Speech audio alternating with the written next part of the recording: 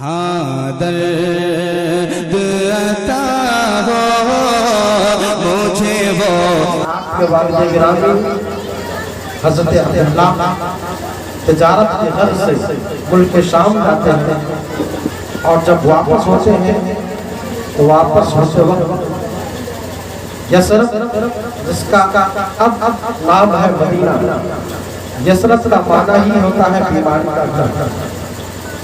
جب واپسی میں یثرب کے مقام پر نبی کے کائنات علیہ السلام کے والد گرامی پہنچے تو یثرب پہنچتے ہی ان کی طبیعت زبردست انداز میں خراب ہوئی اور اتنی طبیعت خراب ہوئی کہ تجارتی قافلہ جو ساتھ تھا انہوں نے کچھ دن تک انتظار کیا کہ طبیعت بحال ہو جائے تو ہم لوگ چلے گئے، مگر طبیعت اتنی خراب ہو گئی کہ اب دوبارہ صحیح ہونے کا نام نہیں لے رہی تھی کہ پورا تجارتی قافلہ واپس کا لوٹ آیا اور آپ اسی بیماری کی حالت میں یثرب میں وفات پا گئے۔ ابتلا و آزمائش کیسی ہوتی ہے اللہ تبارک و تعالیٰ جب کسی کو بلند مقام دینا چاہتا ہے کہ اللہ کے نبی ہمارے نبی کے آخر الزمان علیہ السلام ابھی دنیا میں تشریف ہی نہیں لائے ہیں کہ آپ کے والد کا سایہ سر سے اٹھا دیا جاتا ہے اور آپ اس دنیا میں مردے یتیم بن کر پیدا ہوتے ہیں۔ کوئی انسان دنیا میں آنے کے بعد یتیم ہوتا ہے مگر ہمارے اور آپ کے اللہ کے نبی اس دنیا میں آنے سے پہلے ہی یتیم ہوتے ہیں۔ والد کا سایہ سر سے اٹھ گیا، آپ حضرت آمنہ رضی اللہ تعالیٰ عنہ کے بدن سے آپ کی ولادت ہوتی ہے اور جب آپ چلنے پھرنے کے لائق آتے ہیں اور سفر کی صعوبت برداشت کرنے کے قابل ہوتے ہیں کہ حضرت آمنہ رضی اللہ تعالیٰ عنہ جنہوں نے اپنے شوہر یعنی حضرت عبداللہ کا چہرہ مکمل طور سے جی بھر کے دیکھا نہیں تھا، اپنے ماہ امام اپنے 14ویں کے چاند اپنے مکھڑے کو صحیح سے دیکھا بھی نہیں تھا، ابھی ان کے حسن کا جوبن اترا بھی نہیں تھا کہ ان کے شوہر دنیا سے رخصت ہو چکے تھے۔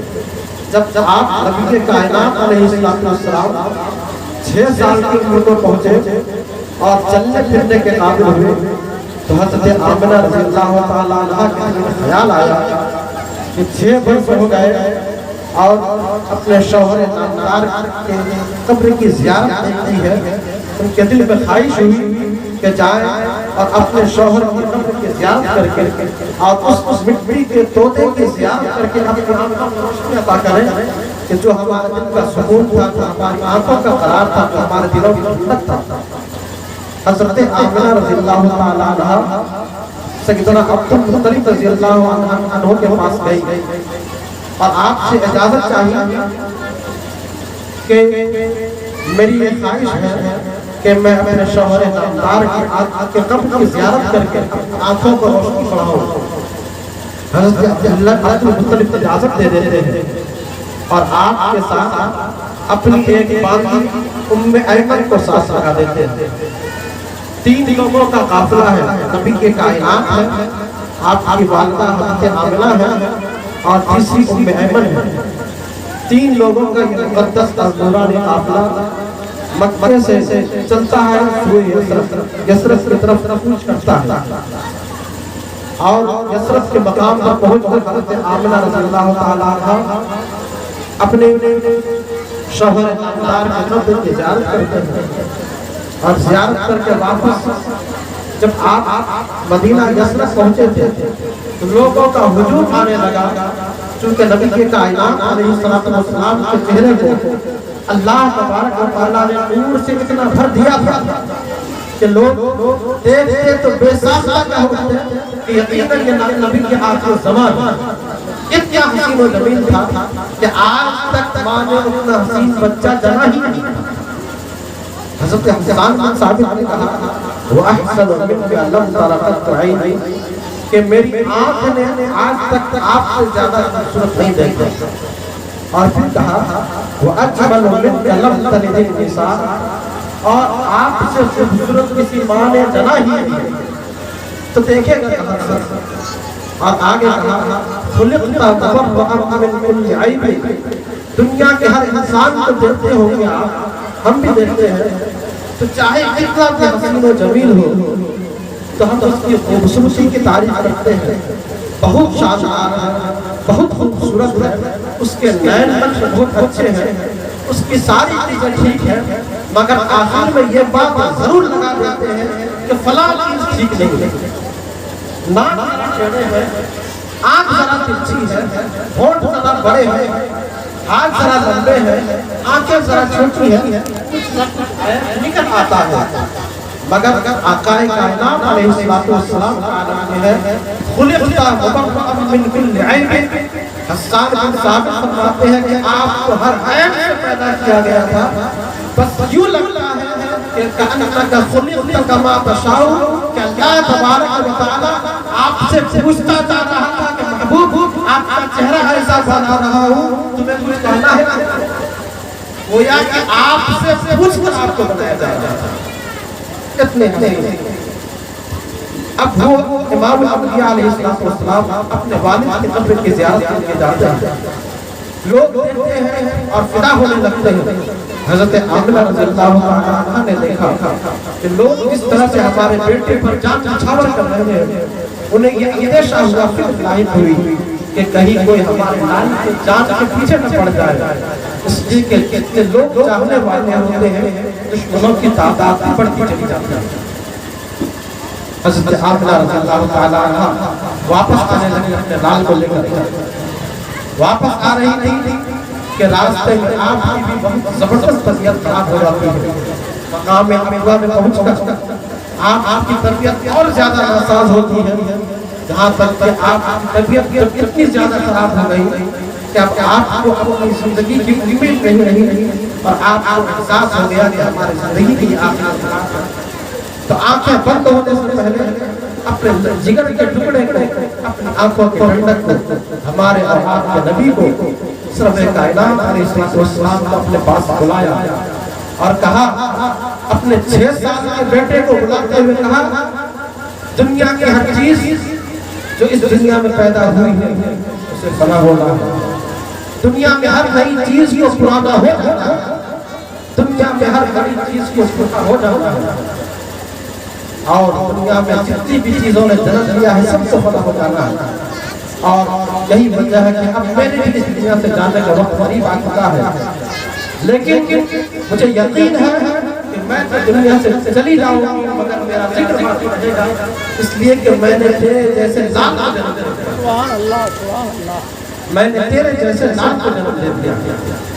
اتنی بات آئی کہ ادھر والدہ کا سر آپ کے آغوش میں تھا، مبارک میں تھا، آپ کی گود میں تھا، کہ آپ ہاتھوں میں بال پھیر رہے، بالوں میں ہاتھ پھیر رہے تھے، آپ کی روح کو مسلسلی سے بخاص کی جاتی ہے۔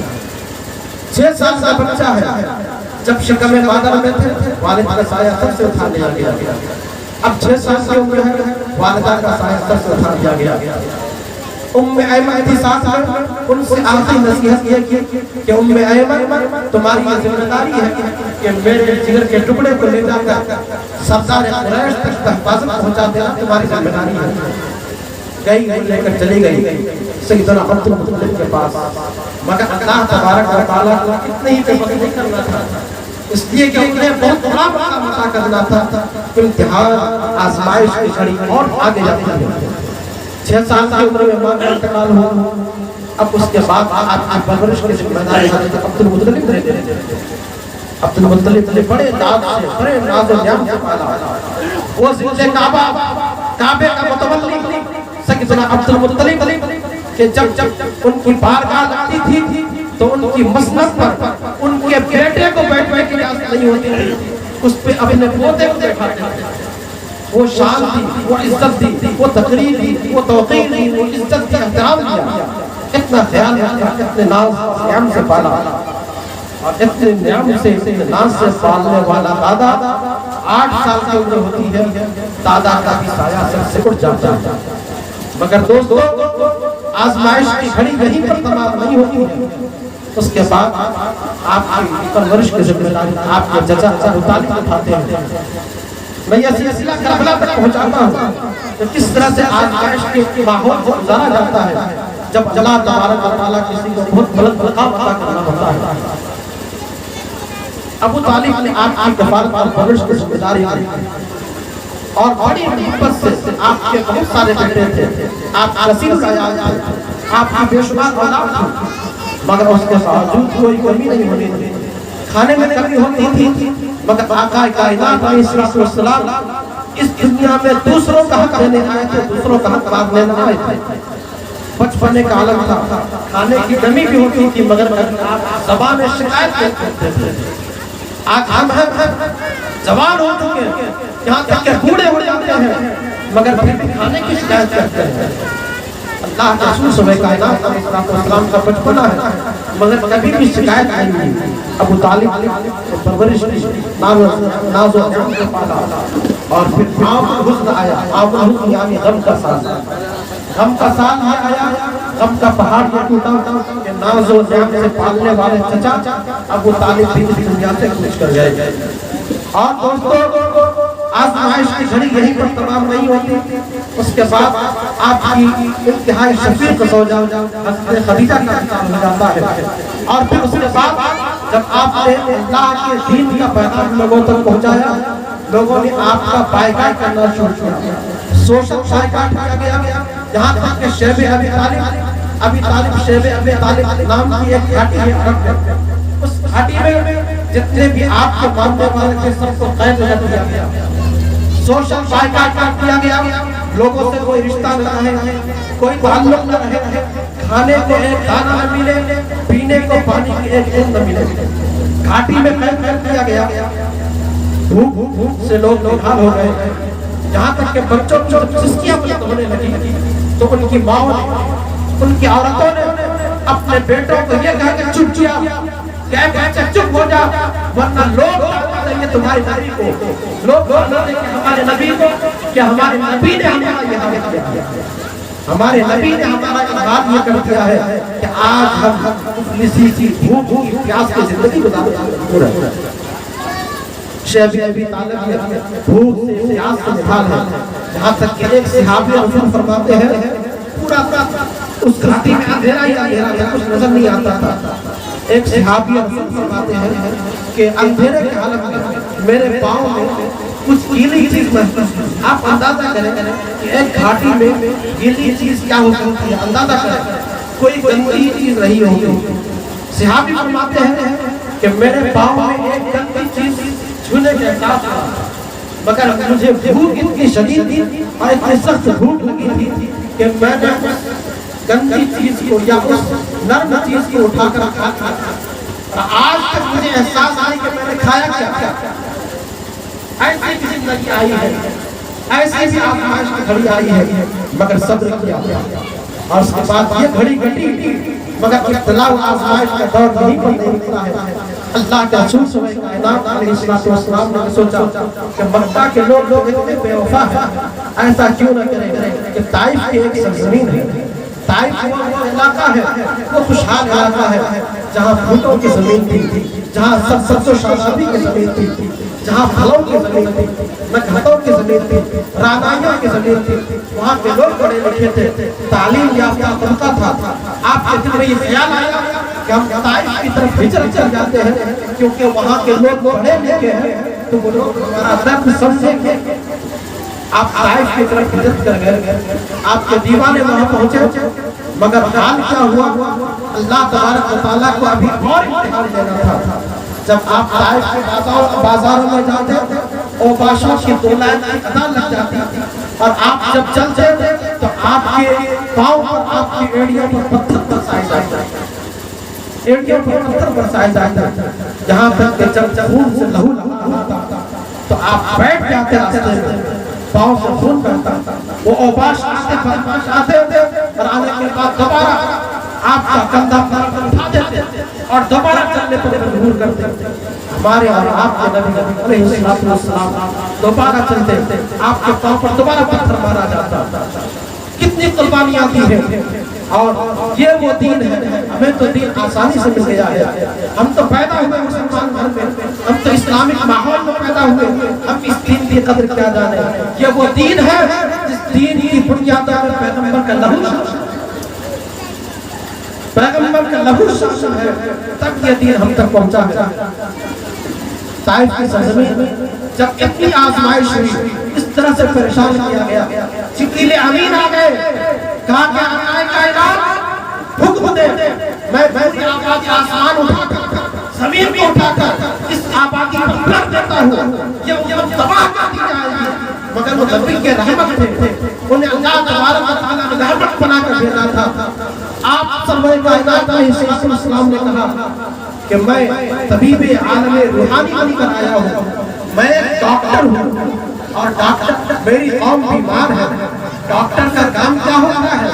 डॉक्टर का काम बीमारी खत्म करना होता है, बीमार को मारना नहीं होता है।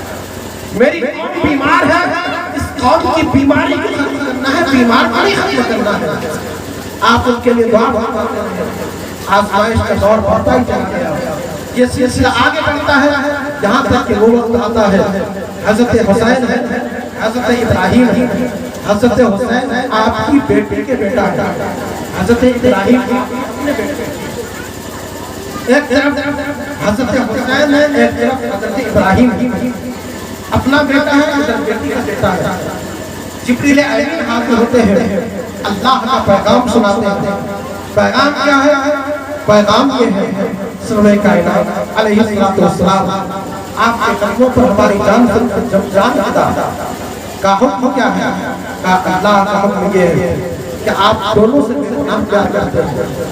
आका कायनात ने कहा कि हाँ, ये बात तो सच है, मैं दोनों से बेपनाह प्यार करता हूँ। कहा कि ठीक है, अल्लाह तबारक व तआला दोनों में से एक की कुर्बानी चाहता है, दोनों में से अल्लाह तबारक व तआला एक को अपनी बारगाह में हासिल करना है, यानी एक को अपनी दुनिया से जाना होगा। अल्लाह के रसूल सरवर कायनात अलैहिस्सलाम पर कैसी मुश्किल घड़ी थी, कैसी आजमाइश की घड़ी थी। एक तरफ बेटी का बेटा है, एक तरफ अपना बेटा है। किसको दे? अपने बेटे को दे या बेटी के बेटे को दे? यहाँ तक अल्लाह तबारक व तआला का हुक्म आया तो आपने अपने बेटे की कुर्बानी दे दी, हुसैन को बचा दिया। क्यों? इसलिए कि हुसैन, मैंने तुझे अपना बेटा देकर बचाया है, तुझे अपना लहू देकर मेरे दीन को बचाया। अपने आप ने अपना बेटा दे दिया।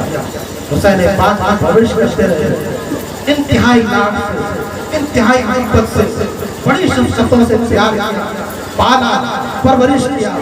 आपने रिवायतें सुनी होंगी कैसी कैसी कुर्बानियां दी हैं। कभी खुतबे में, कभी खुतबे के दौरान हज़रत हसन आ गए, हज़रत हुसैन आ गए, उनके लिए खुतबा छोड़ दिया।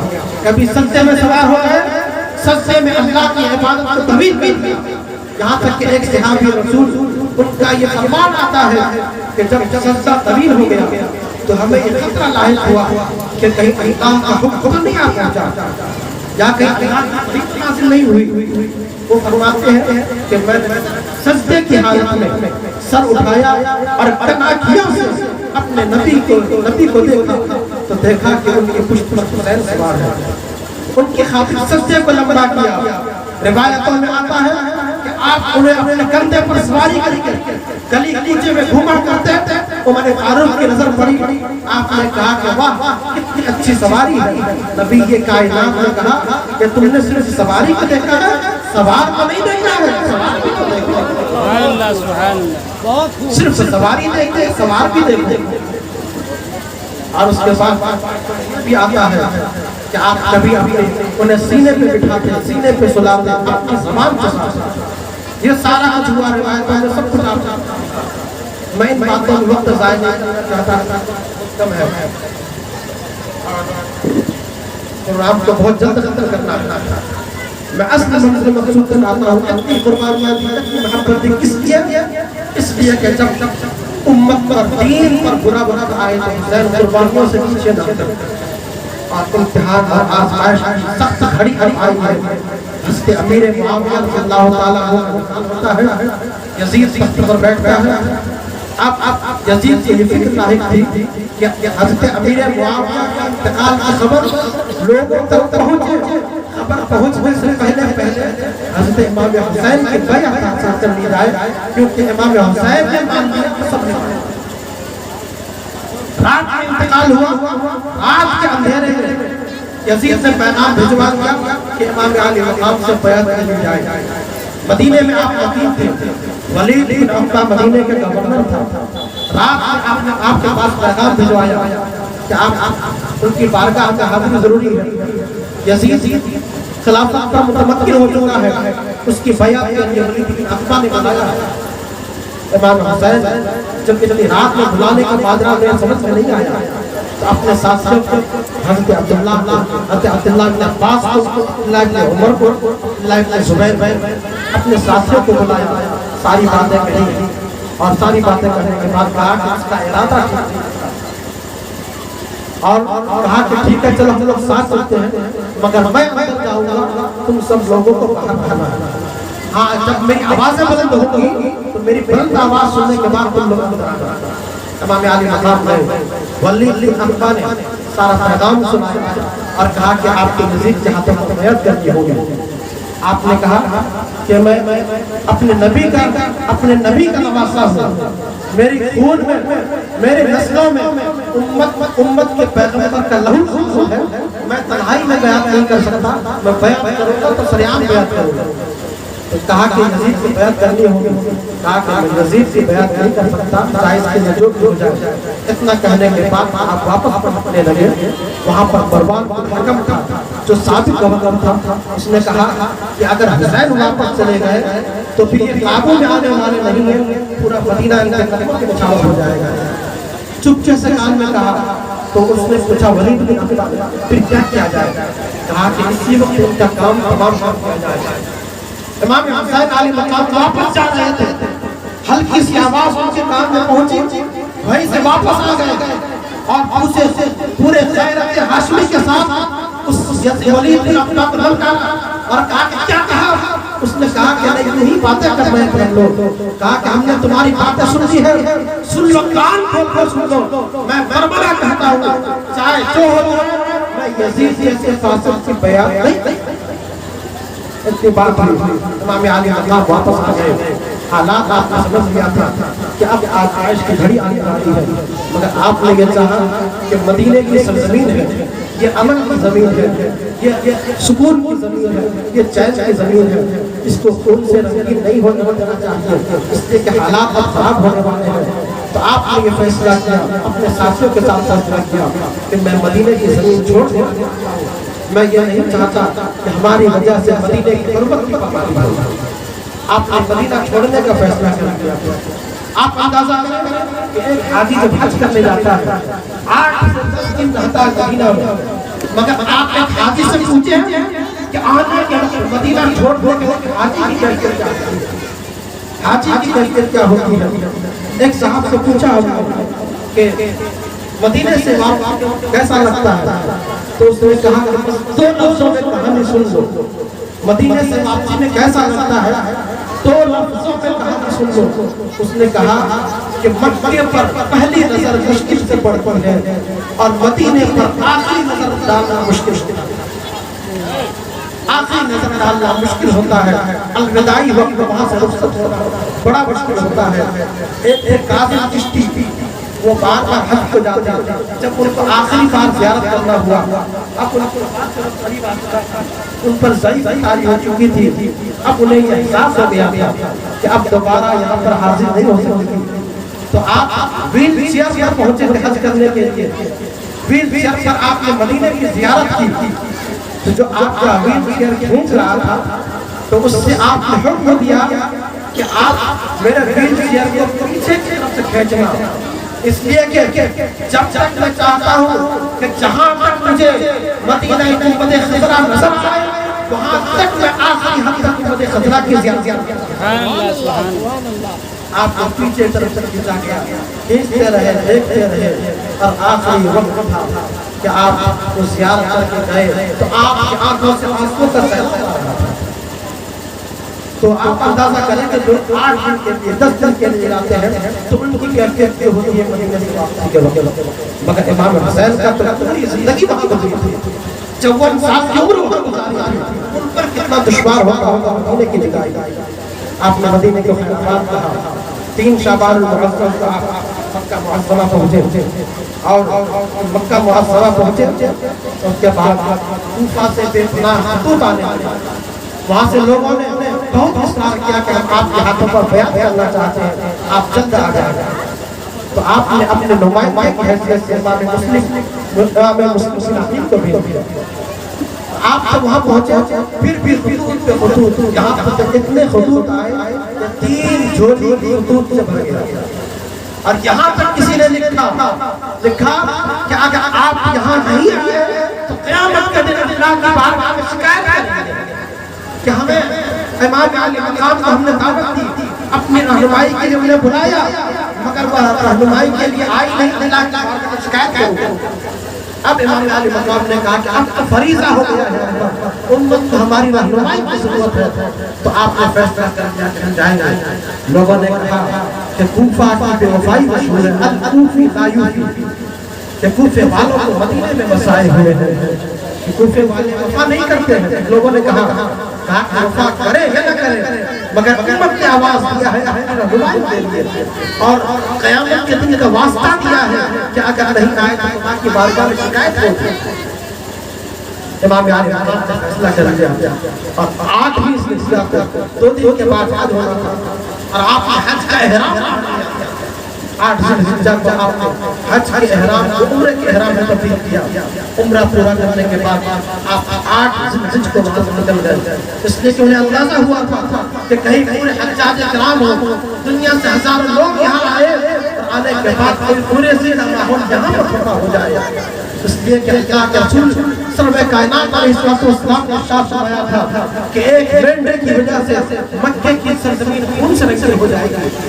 امام علی مقام نے فرمایا کہ میں وہ مینڈا نہیں بننا چاہتا، میں وہ مینڈا نہیں بننا چاہتا۔ آپ پوچھ کر گئے کوفہ کی طرف، آپ یکم محرم الحرام کو کوفہ پہنچے۔ بات جب آپ کربلا کے میدان میں یزید بن حر بن یزید سے آپ کا راستہ روکنے کے بعد باتیں ہوتی رہی، کوششیں ہوتی رہی کہ امام علی مقام سے کسی طرح ان کا ہاتھ حاصل کر لیا جائے، بات بن نہیں رہی ہے، امام علی مقام سے ہاتھ نہیں رہے ہیں۔ اور کوفہ والوں کی رہنمائی مشہور امام مسلم بن عقیل جب پہنچے تھے تو 60,000 لوگوں نے ان کے ہاتھ بیعت کر لیا تھا۔ امام مسلم بن عقیل نے خط لکھ دیا کہ علی مقام آپ یہاں چلے آئے، 60,000 لوگ یہاں بیعت کر چکے ہیں، یہ سب لوگ آپ کے جان نکھانے کرنے کو تیار ہیں۔ مگر وہی مسلم بن عقیل نے خط لکھا، خط کہاں پہنچا جب تک کہ 60,000 سے وفا کرنے والے لوگ تھے ایک ہٹنے لگے، یزیدیوں کی طرف سختیاں ہونے لگی، یہاں تک کہ جب مغرب کی نماز کا وقت تھا 6,000 لوگوں نے آپ کے پیچھے مغرب کی نماز میں نیت باندھی۔ نماز کا عالم کیا ہوتا ہے؟ نماز جب آپ نے نیت باندھی پھر اس کے بعد دنیا کا سارا کام خراب ہو جاتا ہے۔ مگر وہ لوگ تھے کہ زبانیں یزیدیوں کے ساتھ تھی، دل حسین کے ساتھ تھا، تلواریں یزیدیوں کے ساتھ تھی، دل حسین کے ساتھ تھا، دل کے حسین کے ساتھ تھا، تلواریں یزیدیوں کے ساتھ تھی۔ 6,000 لوگوں نے امام علی مقام کے ساتھ مغرب کی نماز پڑھنا شروع کیا، تکبیر تحریمہ باندھی، 6,000 لوگ پیچھے تھے، مگر جب سلام پھیرا ہے پوری کی پوری مسجد خالی ہے، ایک بھی نمازی پیچھے نہیں، نمازی نماز چھوڑ کر بھاگ گئے یزیدیوں کے ڈر سے، اس لیے کہ صرف ان کا دل حسین کے ساتھ تھا، تلواریں یزید کے ساتھ تھا۔ ایسے ماحول امام علی مقام پر کوشش کی جا رہی ہے، امام علی مقام ہاتھ آنے کو تیار نہیں ہے، بات آگے بڑھتی جاتی ہے، یہاں تک کہ آپ اب جنگ جیسا ماحول 10ویں محرم الحرام عاشورہ کی رات آتی ہے، تو اس وقت جنگ شروع ہونے والی ہوتی ہے۔ امام علی ٹھیک ہے، جنگ کی اگر تمہارا ارادہ جنگ کا ہے تو آج کی رات ہمیں مہلت دے دو، آج کی رات میں اپنے مولا سے راز و نیاز کچھ باتیں کر لوں، پھر اس کے بعد جنگ جو تمہاری کر لے رات آتی ہے، عبادت و تقریر ہوتے ہیں، اللہ کی بڑائی بیان کی جاتی ہے۔ امام علی مقام ساری رات اذکار کا فلے منعقد کرتے ہیں، جہاں تک ذکر کرتے کرتے آپ کی آنکھ لگ جاتی ہے، آنکھ ادھر لگتی ہے ادھر نبی کے کائنات علیہ السلام آپ کے ساتھ جلوگر ہو جاتے ہیں اور کہتے ہیں کہ حسین چلے آؤ، میں تمہارے استقبال کے لیے حاضر ہو چکا ہوں کربلا میں، آؤ तुम्हारे और हमारे दरमियान चंद सांसों की होती है। आपकी नींद खुल जाती है, आपकी नींद खुलती है, आप मुस्कुराने लगते हैं। हज़रत ज़ैनब रज़ियल्लाहु अन्हा ने देखा कि आप मुस्कुरा रहे हैं। आपकी बहन ज़ैनब ने पूछा, भाई हुसैन, करबला से लेकर मदीने से लेकर जब तक आप यहाँ करबला पहुँचे हैं, तकरीबन 5 महीने का वक्फा गुजर गया। इस 5 महीने में कभी आपके चेहरे पर मुस्कुराहट नहीं देखी। आज आपके चेहरे पर मुस्कुराहट क्यों है? हालांकि आपके सर पर तो मौत गुजर रही है। यजीदी आपके खून की प्यासे हैं, अब मुस्कुराहट कैसी है? कहा कि मुस्कुराहट इसलिए है कि अभी जब आग लगी थी, नाना जान आपको तशरीफ लाए थे और उन्होंने खुशखबरी दी कि हुसैन और एक अवसर पर हमारे इस्तेमाल वाले क्या क्या हो गए, पूरा मलाइका इस्तेमाल के लिए खड़े हैं। ये बात हुई, फिर सुबह का खुशी शुरू हुआ। सारे फरिश्ते दम बदुद हैं, फरिश्ते हाजिर हो गए करबला का मार्का देखने के लिए। पूरे सूरज आबोताब के साथ अपनी तमाम किरणों को समेट के करबला पहुंच चुका है। पूरे लाहौर लश्कर के साथ सूरज जमा है, फरिश्ते दम बदुद हैं, साकिन है करबला का ये मंजर देखने के लिए। किस लिए कि आप कोई जंग के लिए नहीं पहुंचे थे। अगर आप जंग के लिए आवाज लगा देते तो मैं पूरा मदीना पहुंच जाता। आप तो इसलिए नहीं पहुंचे थे, वजूद आए थे, वफादारी का अहद किया गया था, कसमें खाई गई थी, अहद उठाया गया था, अल्लाह की कसम खाई गई थी, क़यामत का रास्ता दिया गया था। अब यहाँ चलवा खुद इसकी दम खुद है कि आज क्या होने वाला है। करबला के मैदान पे जब हुसैन की वफात का जिक्र आया था तो नबी के कायनात अलैहिस्सलाम की आंखों में आंसू आ गए थे। लोगों ने पूछा, सहाबा किराम ने पूछा कि अपने नवासे की वफात की खबर सुनिए, शहादत की खबर सुनिए, आपकी आंखों में आंसू आ गए। नबी ये कायनात ने कहा कि उनकी वफात के आंसू नहीं है, उनकी शहादत के आंसू नहीं है, आंसू इसलिए है कि मेरे दीन का कलमा पढ़ने वाले मेरे नवासे का गला काट, मेरे दीन का कलमा पढ़ने वाले हमारे नवासे का गला काटेंगे। जंग होती है, एक एक करके आपके जानसार सकते चले जाते हैं, यहाँ तक कि ऐसे ऐसे लोग आपके भतीजा जाते हैं, आपके अपने औलाद अकबर की लाश आती है, कासिम जाते हैं। जब उनके जाने का वक्त होता है तो वो कहते हैं कि चाचा मैं अपने मैदान में जाता हूँ। इमाम हुसैन कहते हैं कि प्यारे तुम हमारे भाई की आखिरी निशानी हो, तुम तो न जाओ।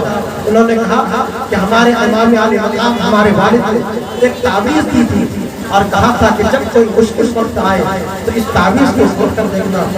तो मैं ये तावीज़ खोल कर देखना चाहता हूँ। तो तावीज़ खोलते हैं तो देखते हैं उसमें लिखा ये था कि जब भी हुसैन पर मुश्किल घड़ी आए, हमारे भाई पर मुश्किल घड़ी आए, तो मेरे बेटे तुझे ये हुक्म है कि अपने भाई अपने चचे के कब्र पे अपने जाने वाले काम कर देना, मगर उससे पहले कभी भी तुम कीजिए ना। कहा कि हमारे बाप की वसीयत है। आप अंदाजा करें कि भाई अपने भाई के लिए किसी का दिल इतना भी बड़ा होता है कि अपने बेटे को कुर्बान कर दे। हम अपने भाई की मोहब्बत का अंदाजा करें कि माशरे में हमारे भाई के ताल्लुक से हमारा क्या हाल होता है। जब आपने कहा कि जब तुम्हारे बाप का ये हुक्म है तो इजाजत देता हूँ, वो गए, उनकी लाश आ गई। अब औलो मोहम्मद आपके सगे भाई थे, अपने लाल को अपने बेटे को कुर्बान करना आसान होता है, मगर बहन के बेटे को कुर्बान करना कितना मुश्किल होता है। आपने रोका, मगर बहन ज़ैनब, वो बहन ज़ैनब कि आसमान और ज़मीन की 7 गर्दिशें भी ऐसा बहन पैदा नहीं कर सकती। क़यामत तक ऐसी बहन दोबारा पैदा नहीं हो सकती। कदमों में आगे कहा कि भाई सारी बहन दुनिया के भाइयों से लेते हैं, मगर आज अपने भाई के कदमों पे अपने लाल को कुर्बान करती हो। दो बेटे को कुर्बान कर दिया, एक एक करके सारे कुर्बान होते चले गए। यहाँ तक के बारी आती है इमाम आली मकाम की, वो इमाम आली मकाम जो रागी में दोषी वफात है, जो इमाम आली इमाम सैयदना इमाम आली सैयदना नबी ये कायनात अलैहिस्सलाम की पुष्ट पर सवारी करने वाला हुसैन, उनकी ज़बान पूछने वाला हुसैन, उनकी पुष्ट पर खेलने वाला हुसैन, ये सारी चीजें करने वाला हुसैन। अब उनकी बारी आती है, रिश्ते सब खुद है, कायनात सब खुद है, सूरज अपना मुंह छुपाने लगता है कि कैसे ये मुश्किल हाल में पड़ी है। यहाँ तक कि इमाम आली मकाम जाते हैं, यहाँ एक एक करके कई सारे यजीदियों को मौत के घाट उतारा, और यहाँ तक कि वो वक्त आता है कि अब आपके सीने पर न जाने कितने जख्म लगे, कितने तीर पड़े, कितने اتنے بھالے پیوست ہوئے، سختوں پہ سخت کھاتے رہے، مگر اس کے باوجود آپ کی شجاعت کا یہ عالم تھا کہ یزیدی ایک ایک کر کے آنے سے کترانے لگے، یہاں تک کہ پورا حلقہ بنا کر کئی سارے یزیدی ٹوٹ پڑے، یہاں تک کہ جب آپ کی وفات بہت قریب آیا تو آپ نے کہا کہ مجھے موقع دو، میں اللہ سے بس ایک سوال پوچھنا چاہتا ہوں کہ اللہ ہم نے ساری چیزیں تیرے بارگاہ میں ڈال دی، علی اصغر کی قربانی دی، علی اکبر کی قربانی دی، قاسم کی قربانی دی، اتنے سارے جوانوں کی قربانی دی، چچا کی قربانی دی، ساری قربانیوں کے بعد اب میں بھی بارگاہ میں آنا چاہتا ہوں، بتا اے رب اب اس حالت میں کیا تو مجھ سے راضی ہے؟ آواز آئی پتہ غیب سے، حسین تو کیا بات کرتا ہے؟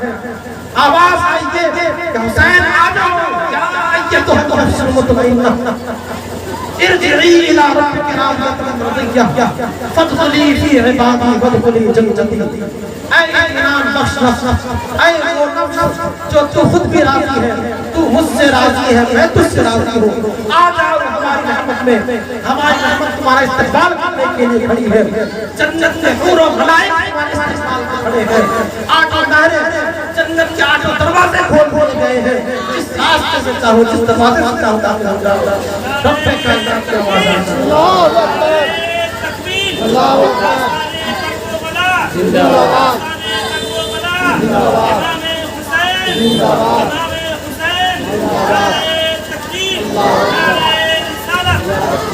فرد ہے غیب سے آواز آئی، آپ کی وفات پر شہادت کا وقت قریب آیا، ادھر چادر زہرا نے اپنا شامیانہ کر دیا، نبی کے کائنات کی رحمت نے شامیانہ کیا، آپ کے لانا آپ کے جگر گوشے حضرت سیدنا علی بن طالب رضی اللہ تعالیٰ عنہ آپ کے والد گرامی کا سایہ آ گیا، سب کی رحمت اور سب کی شاباش آپ کے سروں پر تھی، اور سب نے ایک ایک کر مخاطب کرنا شروع کر دیا کہ اے میرے پیارے حسین، علی کے کائنات کی آواز تھی، علی کائنات کی آواز تھی، میرے پیارے حسین تو نے ہمارے خون کی لاد رکھی، ادھر سیدہ کائنات فاطمہ الزہرا کی آواز آئی، ادھر تقدیر محمد خزرہ کی آواز آئی کہ تو نے ہمارے پشت پر سواری کی لاد رکھی، ادھر رب کائنات کی آواز آئی کہ اے پیارے حسین تو نے ہماری زندگی کا حق ادا کر دیا، تیری زندگی پر خدا کو ناز ہے، تو نے وہ سجدہ کیا جس کا الگ انداز ہے، سجدہ اور ہونے کے لیے تیرا الگ انداز ہے، تو نے وہ سجدہ کیا جس پر خدا کو ناز ہے،